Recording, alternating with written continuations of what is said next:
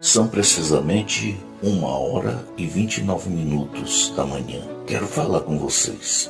Estou aqui preparado para fazer a nossa meditação matinal. Eu costumo fazer nesses horários porque são horários calmos, onde você ouve só o canto dos grilos. A cidade está em silêncio. Não existe nenhuma possibilidade de se encontrar um barulho, porque nós estamos em horário super especial. Horário esse em que falamos com Ialgo. Recebemos também a inspiração do Rura Ulrim para falarmos só aquilo que convém, só aquilo que é verdadeiro. Vamos comentar aqui o que vem pela frente. Canônico Galute, ou seja, Apocalipse capítulo 13, do versículo 16 ao 18. O que é que tem de tão importante ali? Esse é um ponto dos especiais da Bíblia. Ponto esse em que as pessoas estão, de certa forma, displicentes sobre o assunto. Apesar de ali ser uma advertência, as pessoas não se envolvem com dedicação para o que está acontecendo. Essa mensagem é dos últimos dias.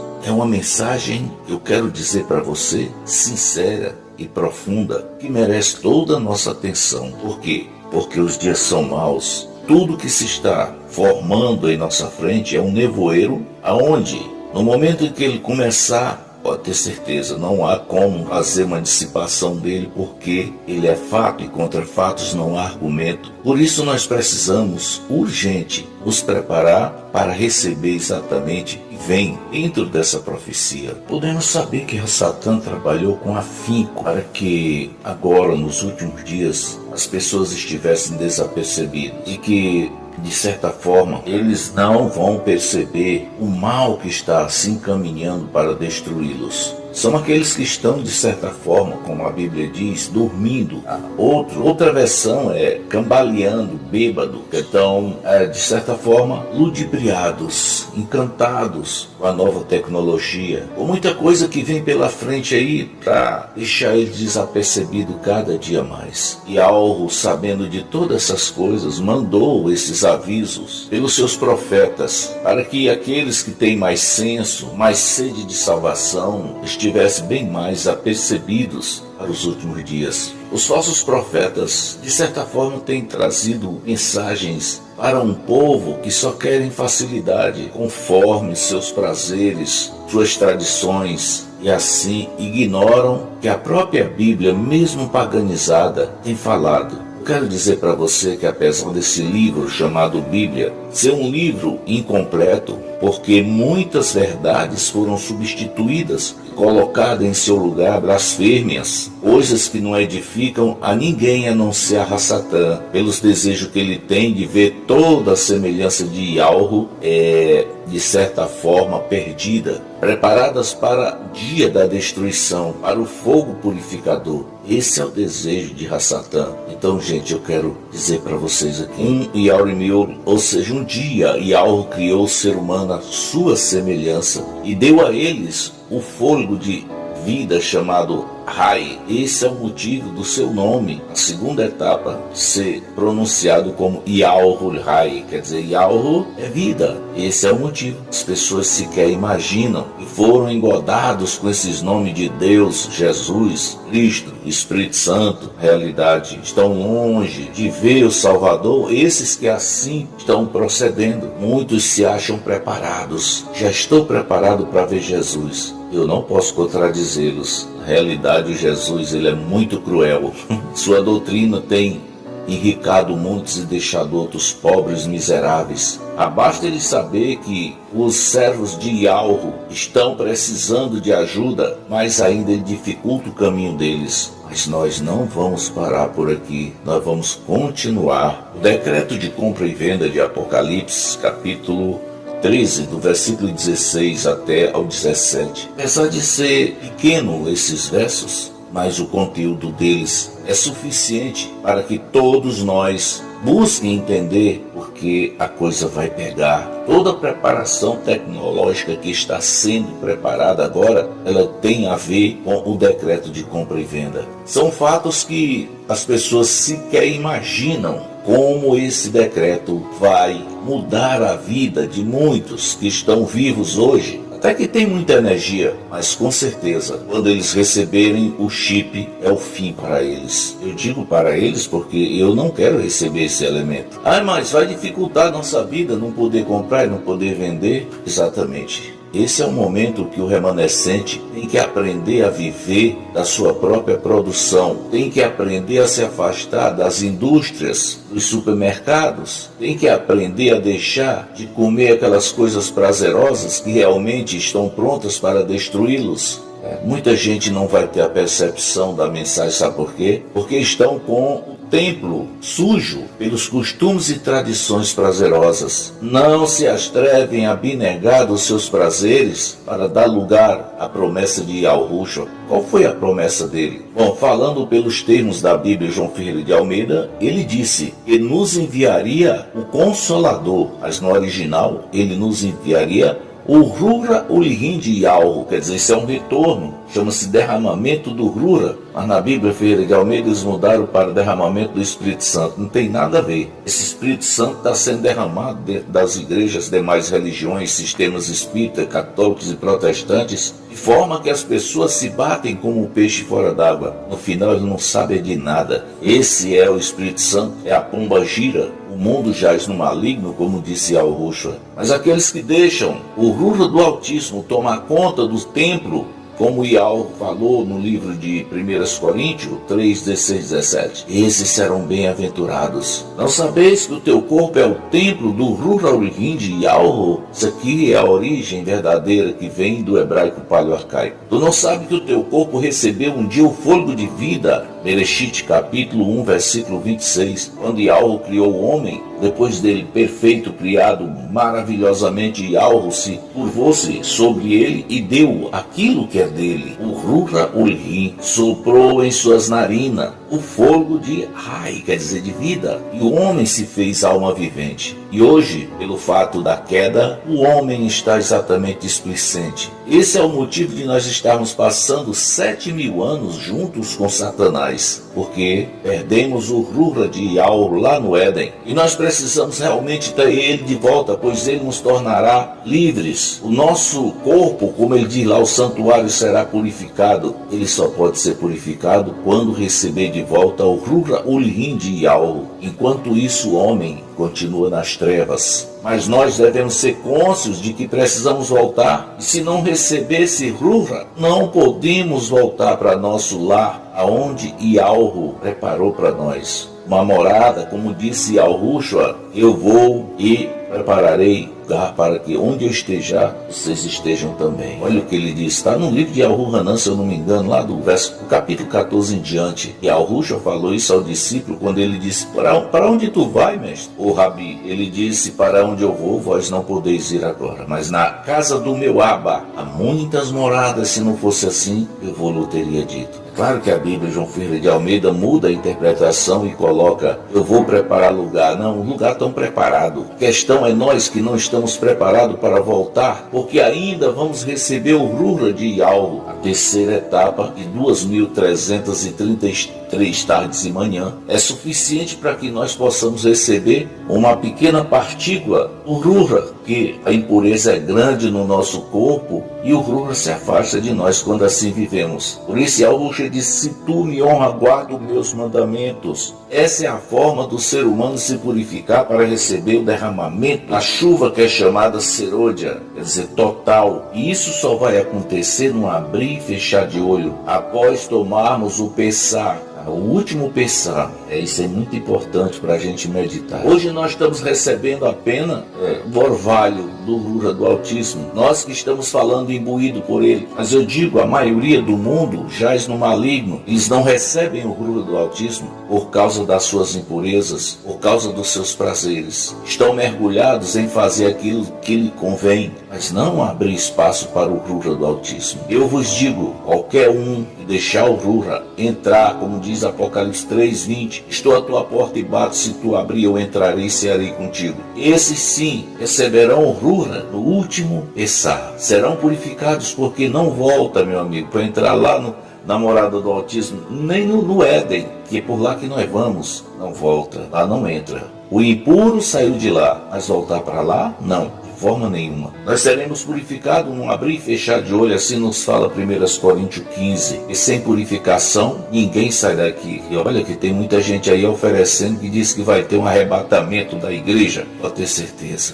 E essa igreja aí não é nada do que Yahweh preparou para ele. Ele não colocou esse nome de igreja, mas é uma mulher, é uma noiva, a noiva do Cordeiro, exatamente, que ele vai levar para estar com ele. Ele disse, aonde quer que eu esteja, vós estáis também. Não é importante isso? Bom, queridos, eu quero dizer para vocês, importa que nós entendamos essa mensagem do fim, porque nem o impuro vai sair daqui. Olha, tem muita gente dizendo que vai ser arrebatado, vai ser levado para onde? Oh, que pena. E a maior parte, a maior não. E eles todos dizem que vão para o céu. É claro, para o céu eles vão, porque nem estudar para entender o que significa a palavra céu. Quantos raciocínios se tira dessa palavra? Ela está muito longe de explicar o que é a morada de Yahweh. A morada de Yahweh nunca foi céu, Sheol. Ela é chamada de Shuaomayal, no hebraico paleoarcaico. Imagina como esse povo está longe. Eu imagino assim, como é que você pode ser tão ignorante? Se nós estamos aqui falando, tem muitos deles que não querem nem ver a gente falar. Agora você sabe o que é isso? É uma porção alta dos demônios. Tem gente que tem legião de demônio. Uma delas eu digo para vocês, não quer nem me ver, nem se aproximar de mim. Eu causo náuseas neles. Sabe por quê? Porque eu dou o direito do Ruraulhin de Yahweh habitar em mim. Eu me abnego das coisas do mal. Eu me abnego das coisas que, de certa forma, vão me distanciar do sopro de vida que Yahweh me deu lá quando ele estava criando, no sexto Yahweh Miúdo. Eu sou rebelde nesse ponto. Aí vocês, mas como foi que nós perdemos o fôlego de vida? No momento em que nosso pai, ou seja, Abba, Adão, deu direito a Satanás colocar no seu corpo a impureza da desobediência. Naquele momento, nós nos tornamos impuros. Por isso fomos tirados lá do Éden, colocados no planeta Terra, onde Yahweh bondosamente ainda fez um equilíbrio nesse planeta, colocou um calendário lunisolar, para que assim nós possamos sobreviver aqui por 7.000 anos. Agora as pessoas sequer têm conhecimento disso. Levados pelos enganos de Satanás, muitos deles hoje vivem querendo ser arrebatados para irem para o céu. Olha, gente, é triste, mas céu significa inferno, profundezas, morada do Hades, além, sepultura, porque esse céu que vem de uma palavra chamada Seol, eles colocaram, está na Bíblia também. Vou procurar depois, eu explico. A regência do crédito de compra e venda é da seguinte forma: Canon de Galute, Apocalipse, capítulo 13, versículo 16, diz o seguinte: e fez que a todos, pequenos, grandes, ricos e pobres, livres e escravos, lhes fosse posto um sinal na mão direita ou na fronte, para que ninguém pudesse comprar ou vender, senão aquele que tivesse o sinal, ou o nome da besta, ou o número do seu nome. 18 diz: aqui há sabedoria, aquele que tem entendimento, calcule o número da besta, porque é o número de um homem, e o seu número é 666. Bom, aqui nós estamos vendo que esse relato parece assim meio suspeito, né? Aí vai se entender o conteúdo desse relato. Vamos agora para o discernimento. O que será que ele está querendo dizer com tudo isso aqui? Um povo marcado com um decreto, e esse decreto só permite comprar ou vender aqueles que têm exatamente essa sequência que ele diz aqui. E agora nós podemos saber que, versículo 18 diz que há uma sabedoria, e essa sabedoria é para aquele que tem entendimento, pode calcular, porque o número da besta é 666. E aí, como é que fica essa questão? Como é que o ser humano pode exatamente discernir algo que é totalmente enigmático? Eu quero falar para vocês aqui que os adventistas, eles puxaram exatamente uma numeração e fizeram os cálculos dela e bate exatamente com essa numeração 666. Mas eu digo que aquilo ali tem origem, o que vem do grego, latim. E o que estamos falando aqui é uma linguagem que vem do hebraico paleoarcaico. Então, se você pegar o grego latim, o nome Vicáveres Filidei, fizer a contagem no algarismo romano, com certeza você vai encontrar o eixo verdadeiro 666. Todavia, essa não é a sabedoria que está explicando o versículo 18, mas sim a sabedoria calculada em cima do hebraico paleo-arcaico. Mas como assim? Vamos explicar. No hebraico paleo-arcaico, a letra W, ela corresponde ao número 6. Esse 6, nós temos ele hoje numa contagem. Ou seja, para você encontrar o eixo desse raciocínio aqui, você tem que pegar exatamente o que vem do hebraico paleo-arcaico. Vamos pegar aqui de onde vem a questão do W. O W é o número 6 na contagem do hebraico paleo-arcaico. E o que é que nós temos a ver com essa contagem hoje? Hoje nós temos exatamente, vem da nova tecnologia, um nome e é uma sigla governamental. Essa sigla ela é exatamente constituída da seguinte forma: www.com.br. Eu estou falando aqui da sigla brasileira. E se nós passar ela para matemática, nós vamos encontrar 666, e aí vem exatamente a característica do nosso Brasil. .com, o com eu considero que vem de comércio. BR é a sigla do nosso Brasil. E assim cada nação hoje está registrada mundialmente com esse WW. Deu para entender agora? Pois é, engraçado, né? Mas essa é a realidade. Mas e o algarismo romano? Tá certo? Sim. Contando em algarismo romano, você vai encontrar exatamente esse número, 666, mas não passa de uma matemática numérica, mas não tem a origem que nós temos aqui no hebraico paleo-arcaico. É por isso que o Criador referiu-se a quem tem sabedoria. E que sabedoria é essa? É o que vem da língua verdadeira do Altíssimo. O hebraico é a língua de Shem, ou seja, é a língua do povo de Yahweh. E nós vamos voltar a falar essa linguagem como foi lá no livro de Atos, no capítulo 2, o dia de Pentecostes. Ali estavam gente de todas as nações, e os discípulos estavam ali também, gente de tudo quanto era nação, romano, né? Estavam todos ali. Aí as escrituras dizem que de repente se ouviu um vento impetuoso, eles estavam numa casa, e eles ouviram eles falando língua mãe. Os discípulos ficaram meio, por acaso eles estão zombando de nós? Será que estão bêbados? Cafo o olho, e lá e disse: varões galileus, não estão bêbados não. Eles estão recebendo o Ruach Ulrim de Yahweh. Pensou? É isso aqui, meus queridos. Eles um dia foram apartados daquela língua na Torre de Babel, mas eles eram hebreus também. O mesmo Ruach confundiu as línguas ali, estava dando a eles agora de volta. Eles tinham o nome de gentios como imundo, porque eles eram de outras nações, e a nação escolhida de Yahweh eram os hebreus. Passaram por uma grande mudança. Os hebreus, eles foram modificados para Yahudins, no livro de Números, capítulo 6, versículo 27. Yahweh mandou colocar o nome dele, seus filhos. E os filhos ali é dos hebreus. Então eles passaram a pegar o nome de Yahweh, tornaram-se Yahudins, quer dizer, povo de Yahweh. Depois do Monte Sinai, eles receberam, os sacerdotes, eles eram povo de Yahudins, hebreus também, porque aquela nação ela foi escolhida por Yahweh. Deu um trabalho para ele, todavia era o povo escolhido. Yahushua falou para a mulher cananeia, quando ela veio preocupada com a filha dela que estava endemoniada, e ela seguiu a Yahushua por um tempo determinado, clamando a ele que curasse a sua filha, pois era sua descendência, era uma filha única. Yahushua disse para ela: mulher, eu não vim senão para as ovelhas perdidas da casa de El-Shuru. E El-Shuru é o povo hebreu determinadamente como nação, tá? A nação nunca foi Israel. O nome dela é esse aqui, El-Shuru. Nome do povo de Yahweh, né?